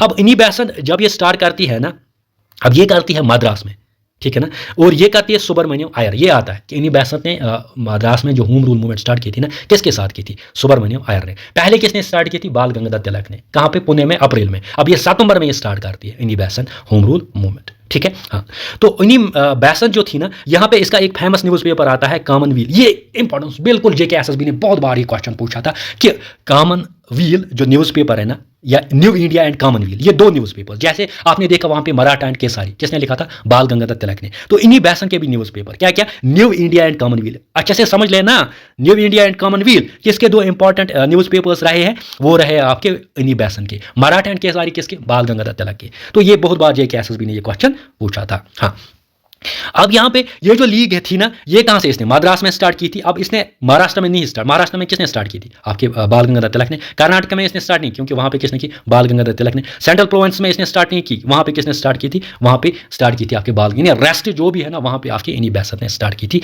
कौन सी मूवमेंट? ये ना home rule movement. I hope कि आपने इसको अंडरस्टैंड किया होगा। अब होम रूल पहले समझना है, फिर बाल गंगाधर तिलक ने कहाँ पे स्टार्ट की, फिर इन्हीं बैसन ने। लेकिन दो इंपॉर्टेंट फैक्टर्स जो है कि बाल गंगाधर के दो इंपॉर्टेंट फैक्टर्स जो आपको हमेशा याद है, मराठा एंड केसरी, बर्थ स्वराज में birth and I shall have it, home rule में ही उसने कहा था। हाँ, यहाँ पे इन्हीं बैसन के दो न्यूज़पेपर्स, एक तो होता है आपका न्यू इंडिया और कॉमनवेल्थ। ये सुपर इंपॉर्टेंट है from examination point of view. Next question पे जाए, देखते हैं क्वेश्चन नंबर 8। क्वेश्चन नंबर 8 है लखनऊ पैक्ट 1916 वाज बिटवीन। देखो, लखनऊ पैक्ट, इस क्वेश्चन को स्टार्ट करने से पहले मैं आपको एक बात बता देना चाहता हूँ। हमने पहले क्या पढ़ा? पार्टीशन ऑफ बंगाल, फिर क्या पढ़ा? स्वदेशी मूवमेंट, फिर उसके बाद क्या होता है आपका? मुस्लिम लीग, फिर क्या होता है आपका? सूरत स्प्लिट, फिर क्या होता है? रीयूनिफिकेशन ऑफ बंगाल 1911 में, ठीक है ना। फिर रीयूनिफिकेशन ऑफ बंगाल 1911 के बाद आपका क्या आता है? आपका आता है उसके बाद गदर पार्टी, फिर गदर पार्टी के बाद आपका क्या आता है? आपका आता है होम रूल 1916 में। अब लखनऊ पैक्ट भी आता है 1916 में, लेकिन पहले होम रूल आती है, उसके बाद लखनऊ पैक्ट आता है। अब यहां पे है लखनऊ पैक्ट किसके बीच में हुआ था? पैक्ट मतलब होता है एग्रीमेंट, पैक्ट मतलब होता है एग्रीमेंट। बेसिकली एक एग्रीमेंट हुआ था लखनऊ में, अच्छे से समझ लेना। सेशन था 1916 में, लखनऊ में सेशन था, वहां पे एक पैक्ट हुआ था, ठीक है ना। पैक्ट मतलब एग्रीमेंट हुआ था। अब हमें बताना ये एग्रीमेंट किसके बीच में हुआ था। यहां पे Indian Muslim league and Mahatma Gandhi, Indian Muslim league and national Congress, Indian national Congress and Lord heading and Mahatma Gandhi. Right answer क्या रहेगा? इसका राइट आंसर रहेगा ऑप्शन बी। जो लखनऊ पैक्ट हुआ था, ये हुआ था इंडियन मुस्लिम लीग और इंडियन नेशनल कांग्रेस के बीच में। जिनके बीच में? इंडियन मुस्लिम लीग और इंडियन नेशनल कांग्रेस के बीच में हुआ था लखनऊ पैक्ट, 1960 में हुआ था। अब इस लखनऊ पैक्ट के बारे में जानेंगे कि क्या था बेसिकली ये Lucknow pact through our super content. ये लखनऊ पैक्ट 1916 के बारे में देखो। 1916 में क्या होता है? एक पैक्ट होता है, पैक्ट मतलब होता है एग्रीमेंट। एक एग्रीमेंट होता है किसके बीच में? एक तो होता है INC, इंडियन नेशनल कांग्रेस के बीच में, और दूसरा होता है मुस्लिम लीग। अब इंडियन नेशनल कांग्रेस की तरफ से आते हैं आपके बाल गंगाधर तिलक, और मुस्लिम लीग की तरफ से आते हैं आपके मोहम्मद अली जिन्ना। और होता है लखनऊ में कब? दिसंबर 1916 में। इससे पहले पढ़ा आपने होम रूल अप्रैल में हुआ था बाल गंगाधर तिलक वाला, और सितंबर में हुआ था इन्हीं बैसन वाला। उसके बाद दिसंबर में क्या होता है आपका? लखनऊ पैक्ट। और लखनऊ पैक्ट ये जो एग्रीमेंट होता है किसके बीच में होता है? इंडियन नेशनल कांग्रेस और मुस्लिम लीग के बीच में। इंडियन नेशनल कांग्रेस की तरफ से कौन थे? बाल गंगाधर तिलक थे। मुस्लिम लीग की तरफ से कौन थे? मोहम्मद अली जिन्ना थे। देखो, अब यहां पे समझो, अब यहां पे अच्छे से समझो। अब ये पैक्ट क्यों हुआ था? क्योंकि आपने देखा होगा मुस्लिम लीग जो पॉलिटिकल पार्टी उभर के आई थी 1906 में, अब उससे थोड़ा सा दरार हुआ था इंडियन नेशनल कांग्रेस और मुस्लिम लीग के बीच में। अब देखो, मूवमेंट को आगे चलाना है ना, नेशनलिस्ट मूवमेंट को आगे चलाना है ना। देखो, इंडिया तभी आज़ाद होगा जब इनमें यूनाइटी होगी। तब अब यहाँ पे क्या समझा? यहाँ पे मोहम्मद अली जिन्ना जो थे ना, एक बहुत ही ज़्यादा अक्लमंद लीडर थे और वाइज लीडर थे। तो उन्होंने क्या सोचा? उन्होंने सोचा कि इस दरार से हमारी नेशनल मूवमेंट जो है वो वीक पड़ जाएगी। अब उन्होंने क्या किया? उन्होंने जो है एग्रीमेंट किया किसके साथ? बाल गंगाधर तिलक के साथ। कहाँ पे? लखनऊ में, जिसको क्या कहा जाता है? लखनऊ पैक्ट। अब इसमें क्या किया जाता है? यहाँ पे रिकॉन्सिलेशन होती है, यहाँ पे रिकॉन्सिलेशन होती है, यानी फिर से आपस में एक होते हैं आपके कांग्रेस और मुस्लिम लीग। अब यहाँ पे सरोजनी नायडू, ये सुपर इंपॉर्टेंट है। सरोजनी नायडू जिसको क्या कहा जाता है, नाइट एंजल ऑफ इंडिया, ठीक है ना, किसको कहा जाता है, सरोजनी नायडू को। कश्मीर में किसको कहा जाता है, नाइट एंजल ऑफ कश्मीर, तो वो कहा जाता है आपके हब खातून है। अगर आपने नहीं देखा होगा फेमस पर्सनैलिटी ऑफ कश्मीर, मैंने पढ़ा है वो लेक्चर, एक बार देखिए, वहाँ पे देखिए किस अंदाज से मैंने पढ़ा है, वो एक बार देख लेना। तो ये जो सरोजनी नायडू है जिसको नाइट एंजल ऑफ इंडिया कहा जाता है, अब ये देती है टाइटल किसको, मोहम्मद अली जिन्ना को देती है ambassador of Hindu Muslim unity. क्या कहती है इसको, कि ambassador of Hindu Muslim unity. ये क्वेश्चन आता है कि किसने टाइटल दिया था मोहम्मद अली जिन्ना को, क्या ambassador of Hindu Muslim unity, तो किसने दिया था, वो दिया था आपकी सरोजनी नायडू ने। अब जब ये एग्रीमेंट होता है ना, एग्रीमेंट में क्या होता है ये समझेंगे ना। एग्रीमेंट सबसे पहले यही होता है कि जो भी प्रेसिडेंट होते हैं ना, बोथ द पार्टीज, वो डिसाइड करते हैं कि हम क्या करेंगे, सेल्फ गवर्नमेंट, हम डिमांड करेंगे सेल्फ गवर्नमेंट, हम डिमांड करेंगे सेल्फ गवर्नमेंट, ठीक है। और साथ ही साथ क्या कहा गया ये कि जो लेजिस्लेटिव असेंबली है ना, उसमें मेंबर्स जो है ना वो इंक्रीज होने चाहिए, वो इंक्रीज होने जाए कहाँ तक, 150 तक, यानी मेंबर्स की जो तादाद होने वो बढ़नी चाहिए 150 तक। उसमें 75 इंडियंस रहने चाहिए, उसमें 75 इंडियंस रहने चाहिए, और इस 75 में 1/3 जो है मुस्लिम होने चाहिए, ठीक है, 1/3 जो है मुस्लिम होने चाहिए। और उन्होंने ये भी कहा कि यहाँ पे सेपरेट इलेक्टोरेट्स उन्होंने माना, बिल्कुल माना, मतलब दोनों आपस में मुतमईन हो गए कि सेपरेट इलेक्टोरेट्स मुस्लिम्स को मिलना चाहिए, कहाँ पे, जहाँ पे मुस्लिम डोमिनेटेड स्टेट्स होंगे। और उन्होंने और एक इंपॉर्टेंट कि जुडिशरी को सेपरेट किया जाए, कैसे, एग्जीक्यूटिव, यानी एग्जीक्यूटिव ब्रांच अलग और जुडिशरी अलग। जुडिशरी लॉ मेकिंग बॉडी होगी और एग्जीक्यूशन फिर इसको इंप्लीमेंट करेगी, जो भी लॉ बनाएगी, कौन सी, जुडिशरी। तो यहाँ से ये इंपॉर्टेंट था आपका लखनऊ पैक्ट। तो लखनऊ पैक्ट सबसे ज़्यादा इंपॉर्टेंट, इसमें क्वेश्चन आएगा लखनऊ पैक्ट की शुरुआत कब होती है, किस किस के बीच में हुई थी,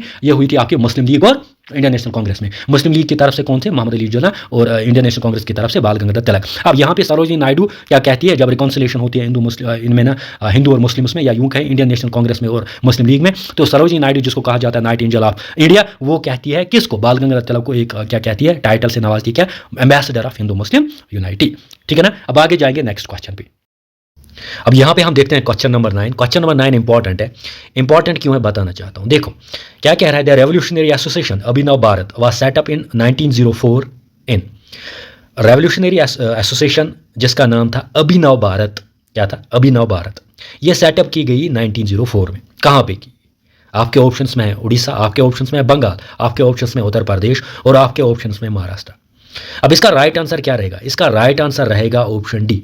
यानी अगर अभिनव भारत की बात करेंगे जिसको सेटअप किया गया था 1904 में, यानी 1904 में, ये कहाँ पे सेटअप की गई, ये सेटअप की गई महाराष्ट्र में। यानी अभिनव भारत एक सीक्रेट ऑर्गेनाइजेशन है जो निकल के आती है महाराष्ट्र से। देखो यहाँ पे हम जानेंगे अभिनव भारत के बारे में। अभिनव भारत की सबसे पहली बात ये कि 1904 में ये जो है इसकी शुरुआत होती है। ये बेसिकली एक सीक्रेट सोसाइटी थी। जो सीक्रेट सोसाइटी मतलब होता है सिंपली, यानी जो ब्रिटिशर्स थे उनको इस बारे में पता नहीं था कि ये एक इंडिपेंडेंट सीक्रेट सोसाइटी थी अभिनव भारत। अब किसने बनाई, वी.डी. सावरकर ने। वी.डी. सावरकर वही है जिसने कहा था फर्स्ट वार ऑफ इंडिपेंडेंस, यानी जिसने रिवोल्ट ऑफ 1857 को क्या कहा था, first war of independence. VD. Savarkar और इसके भाई होते हैं गणेश सावरकर।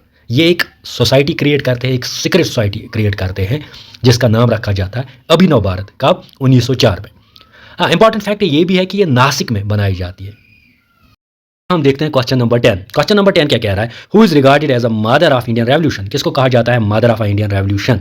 तो इसका राइट आंसर हम देखेंगे, पहले ऑप्शन देख लेते हैं। ऑप्शन फर्स्ट है इनी बेसेंट, ऑप्शन सेकंड है स्नेहलता वाडेकर, ऑप्शन थर्ड है आपका सरोजनी नायडू, ऑप्शन फोर्थ है आपका मैडम बिकाजी और रुस्तम कामा। तो इसका राइट आंसर क्या रहेगा, किसको कहा जाता है मदर ऑफ इंडियन रेवोल्यूशन। तो इसका राइट आंसर रहेगा ऑप्शन डी। ऑप्शन डी इसका राइट आंसर रहेगा। देखो अगर हम बात करेंगे ना मैडम बिकाजी कामा की, तो इसको कहा जाता है मदर ऑफ इंडियन रेवोल्यूशन। क्यों कहा जाता है मैं समझा। देखो हुआ ये कि ये पहली वूमेन बनी जिसने क्या किया, जिसने होस्ट किया इंडियन ट्राई कलर फ्लैग को। कहाँ पे इसने किया था, जर्मनी में, यानी आउटसाइड इंडिया। ये एक ब्रेव लैडी थी, ठीक है ना, ब्रेव लैडी थी ये। तो इसने क्या किया, इसके हस्बैंड थे रुस्तम कामा। रुस्तम कामा जो थे वो एक रिनाउंड लायर थे, ठीक है ना, एक वकील थे इसके हस्बैंड मैडम बिकाजी कामा के। तो ये मैडम बिकाजी कामा जब जाती है जर्मनी में, तो वहाँ पे एक इंटरनेशनल कॉन्फ्रेंस होती है, तो वहाँ पे ये होस्ट करती है इंडियन ट्राई कलर फ्लैग, ठीक है ना। तो इसीलिए इसको कहा जाता है मदर ऑफ इंडियन रेवोल्यूशन। तो किसको कहा जाता है mother of Indian revolution, madam Bhikaji Cama. बात करेंगे क्वेश्चन नंबर 11 की। क्वेश्चन नंबर 11 क्या कह रहा है, the first leader use the word Swaraj. अब यहाँ पे ऑप्शंस में आपका है बाल गंगाधर तिलक, लाला लाजपत राय, एस.सी. बोस, महात्मा गांधी। यानी फर्स्ट लीडर कौन बने जिसने वर्ड स्वराज को यूज किया। देखो अगर हम बात करेंगे ना, स्वराज वर्ड जो पहली बार यूज किया गया वो किसने किया, वो किया बाल गंगाधर तिलक ने। किसने किया? बाल गंगाधर तिलक, यानी बाल गंगाधर तिलक जिसको कहा जाता है लोकमान्य, जिसने होम रूल मूवमेंट स्टार्ट की थी 1916 में। कहाँ पे स्टार्ट की थी? इसने स्टार्ट की थी होम रूल मूवमेंट कहाँ पे? पुणे में। यानी इसने जो है होम रूल मूवमेंट स्टार्ट की थी और इसने कहा था एक slogan during the home rule movement, क्या? Swaraj is my birthright and I shall have it. ठीक है ना? तो पहली बार स्वराज वर्ड किसने यूज़ किया? बाल गंगाधर तिलक ने। और बाल गंगाधर तिलक ने 2 न्यूज़पेपर्स लिखे थे, क्या क्या? मराठी और केसरी। लाला लाजपत राय, अब लाला लाजपत राय इसको कहा जाता है लायन ऑफ पंजाब। क्या कहा जाता है? Lion of Punjab. अब और एक इंपॉर्टेंट फैक्ट ये है कि अगर हम बात करेंगे ना वर्ड स्वराज की, स्वराज वर्ड जो है ना पहली बार किस सेशन में ये कहा गया, यानी किस में दोहराया गया स्वराज, तो वो क्या है? वो है आपका कलकत्ता सेशन 1906। हाँ, कलकत्ता सेशन 1906 में कौन जो प्रेसिडेंट ऑफ आईएनसी कौन थे? वो थे आपके दादा भाई नौरोजी। ठीक है ना? तो वर्ड स्वराज पहली बार यूज़ किया बाल गंगाधर तिलक ने, लेकिन किस सेशन में? हाँ, ये आ सकता है कि किस सेशन में पहली बार जो है वर्ड स्वराज यूज़ किया गया, तो किस में? कलकत्ता सेशन में। कब? 1906 में। नेक्स्ट क्वेश्चन पे। अब क्वेश्चन नंबर 12 क्या कह रहा है? क्वेश्चन नंबर 12 कह रहा है श्यामजी कृष्णा वर्मा, इंपॉर्टेंट नाम है, श्यामजी कृष्णा वर्मा एस्टैब्लिश करते हैं इंडियन होम रूल सोसाइटी। कहाँ पे? ये क्वेश्चन कह रहा है। Shyamji Krishna Verma establish the Indian home rule society in. तो देखेंगे अगर हम होम रूल की बात करें ना, होम रूल यहाँ पे स्टार्ट होती है इंडिया में 1916 में। इनी बेसेंट और आपके बाल गंगाधर तिलक स्टार्ट करते हैं। बाल गंगाधर तिलक पुणे और इनी बेसेंट मद्रास में। ठीक है ना? लेकिन यहाँ पे हम होम रूल मूवमेंट की नहीं बात कर रहे हैं, हम इंडियन होम रूल सोसाइटी यानी सोसाइटी की बात कर रहे हैं। और इसको एस्टैब्लिश कहाँ पे किया जाता है? ऑप्शंस में आपका है लंदन, ऑप्शंस में पेरिस, ऑप्शंस में बर्लिन, ऑप्शंस में सैन फ्रांसिस्को। इसका राइट आंसर अगर हम देखेंगे तो वो आ जाएगा ऑप्शन ए। अब श्यामाजी कृष्णा वर्मा क्या करते हैं? ये होम रूल फाउंड करते हैं, एस्टैब्लिश करते हैं, होम रूल सोसाइटी एस्टैब्लिश करते हैं लंदन में। कब? 1905 में। ये इंपॉर्टेंट है। ठीक है ना? क्योंकि होम रूल और होम रूल सोसाइटी में डिफरेंस है। ठीक है, आगे जाते हैं क्वेश्चन नंबर 13। क्वेश्चन नंबर 13 क्या कह रहा है? When did attempt of murder of Kingsford was made at Muzaffarpur. कह रहा है कि मुजफ्फरपुर में किंग्सफोर्ट पे अटेम्प्ट ऑफ मर्डर किया गया, वो कब किया गया? ठीक है, आपके ऑप्शंस में 908, आपके ऑप्शंस में 909, आपके ऑप्शन 907, आपके ऑप्शंस में 1911। तो इसका राइट आंसर अगर हम देंगे वो आ जाएगा ऑप्शन ए। यानी 1908 में क्या होता है? किंग्सफोर्ट पे अटैक किया जाता है, यानी अटैक ऑफ अ मर्डर। ठीक है ना? किया जाता है मुजफ्फरपुर में 1908 में। ठीक है, अब हम और जानेंगे इस अटेम्प्ट के बारे में, इस इवेंट के बारे में थ्रू अवर सुपर कॉन्टेंट। देखो बेसिकली हुआ क्या, खुदीराम बोस और प्रफुल्ल चाकी क्या करते हैं? ये यंग फ्रीडम फाइटर्स होते हैं। अब ये जाते हैं कहाँ? ये जाते हैं मुजफ्फरपुर, बिहार। मुजफ्फरपुर आप बिहार में आप पाओगे। इनका मकसद था टू असैसिनेट, यानी इनका मकसद था मर्डर किसका करना, किसकी असैसिनेशन करना? किंग्सफोर्ट बेसिकली जो थे ये थे आपके मैजिस्ट्रेट, कलकत्ता प्रेसिडेंसी के मैजिस्ट्रेट थे। कौन? किंग्सफोर्ट। अब खुदीराम बोस और प्रफुल्ल चाकी क्या करते हैं? ये यंग फ्रीडम फाइटर्स होते हैं, ये मुजफ्फरपुर चले जाते हैं। इसी कारण से इनका मकसद था अटैक करना किस पे? किंग्सफोर्ट पे। ठीक है ना? अब यहाँ पे और एक इंपॉर्टेंट फैक्ट ये है कि अब जब ये किंग्सफोर्ट पे जैसे देखा जाता है कि मूवमेंट्स किसकी, किंग्सफोर्ट की, जब ये देखते हैं ना तो ये आप प्लान बनाते हैं कि हमें इसको अब इसकी हम असैसिनेशन करेंगे, यानी इसको हम अब इसका मर्डर हम कर लेंगे। ठीक है ना? अब दोनों, चाहे हम खुदी राम बोस की बात करें या प्रफुल्ल चाकी की बात करें, ये इंपॉर्टेंट है। देखो ये क्या करते हैं, क्योंकि अगर आप देखोगे मुजफ्फरपुर कॉन्स्पायरेसी केस आपका आता है, ये क्वेश्चन में आता है ऐसे मुजफ्फरपुर कॉन्स्पायरेसी केस में कौन इन्वॉल्व थे? तो खुदीराम बोस और प्रफुल्ल चाकी। अब क्या करते हैं, ये एक प्लान बनाते हैं। अब ये बहुत टाइम वेट करते हैं। ठीक है ना? अब जैसे ही क्या होता है, जैसे ही गेट से बाहर निकल के आते हैं किंग्सफोर्ट मैजिस्ट्रेट, कहाँ की? प्रेसिडेंसी, कलकत्ता प्रेसिडेंसी के मैजिस्ट्रेट, जब भी वो बाहर निकल के आते हैं, तो जब भी वो किससे निकल के आते हैं, बाहर निकल के आते हैं। ठीक है ना? तो फिर ये क्या करते हैं? ये बम ना थ्रो करते हैं, ये बम थ्रो करते हैं। अनफॉर्चुनेटली क्या होता है, जो व्हीकल होता है ना उसमें जिस व्हीकल गेट से निकल के आता है ना उस पर ये बम लगाते हैं, लेकिन उस व्हीकल में किंग्सफोर्ट होते ही नहीं है। इंस्टेड टू वहाँ पे 2 ब्रिटिश लीडर्स होते हैं। हाँ, वहाँ पे मिस एंड मिसेस कैनेडी होती है, 2 ब्रिटिश लीडर्स होती है। और ठीक है ना, ये 2 ब्रिटिश लीडर्स होते हैं, मिसेस एंड मिस कैनेडी होती है, यानी the wife and daughter of किसके? बैरिस्टर प्रणस कैनेडी के, वो उसमें मार जाते हैं। ठीक है ना? अब ये दोनों रेवोल्यूशनरी, चाहे हम प्रफुल्ल चाकी की बात करें या खुदीराम बोस की बात करें, तो फिर क्या होता है, प्रफुल्ल चाकी जो होता है ना वो फिर सुसाइड करता है। ठीक है ना? वो सुसाइड करता है। ठीक है, उसके बाद खुदीराम बोस जो होते हैं ना वो उसको अरेस्ट किया जाता है, उसको हैंग किया जाता है। अब क्वेश्चन क्या बनता है, क्वेश्चन यहाँ से क्या बनता है, ये इंपॉर्टेंट है। देखो यहाँ हमने कहा कि कब अटैक किया गया था, मुजफ्फरपुर अटैक जो हुआ था 1908 में अगेंस्ट किंग स्पॉट पे। अब इसको कहा जाता है मुजफ्फरपुर कॉन्स्पायरेसी केस, क्योंकि ये कॉन्स्पायरेसी किसके खिलाफ की जाती है, ये की जाती है किंग स्पॉट के खिलाफ, है ना, जो कि आपके कलकत्ता प्रेसिडेंसी के मैजिस्ट्रेट होते हैं। और कौन करते हैं, खुदीराम बोस प्रोफिल चाकी। अब नेक्स्ट क्वेश्चन पे क्वेश्चन नंबर 14। क्वेश्चन नंबर 14 की बात करेंगे हम कि Delhi become the capital of India. Delhi को कैपिटल कब बनाया जाता है इंडिया का, 1910, 1911, 1912, 1913। इसका राइट आंसर आ जाएगा 1911। ये इंपॉर्टेंट है, सुपर इंपॉर्टेंट है।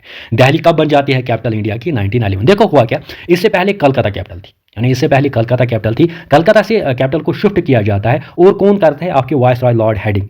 इंपॉर्टेंट है, लॉर्ड हेडिंग सेकंड जो होते हैं ना, वो क्या करते हैं, लॉर्ड हेडिंग सेकंड वो इस कैपिटल को ट्रांसफर करते हैं या शिफ्ट करते हैं फ्रॉम कलकत्ता टू दिल्ली। अब कब करते हैं, 1911 को। ये सुपर इंपॉर्टेंट है। हाँ, अब ये इंपॉर्टेंट क्वेश्चन थे किस पे, नेशनलिस्ट मूवमेंट फ्रॉम 1905 से लेकर 1918। अब इसमें हमने एक पीरियड कवर नहीं किया है, वो है अराइवल ऑफ गांधी जी। वो नेक्स्ट लेक्चर में हम कर लेंगे। अगर आपको ये लेक्चर अच्छा लगा, क्योंकि लेक्चर लंबा हुआ तो इसीलिए हम इसको यहाँ पे कंक्लूड करते हैं। अगर आपको ये लेक्चर अच्छा लगा ना, तो एक बार लाइक कीजिए, कमेंट कीजिए और शेयर कीजिए। हाँ, कमेंट करना ना भूलिए इन केस आपको अच्छा लगा। अगर अच्छा नहीं लगा कोई बात नहीं, हाँ, अगर अच्छा लगा तो कमेंट कर लेना ज़रूर, ठीक है। Thanks for watching.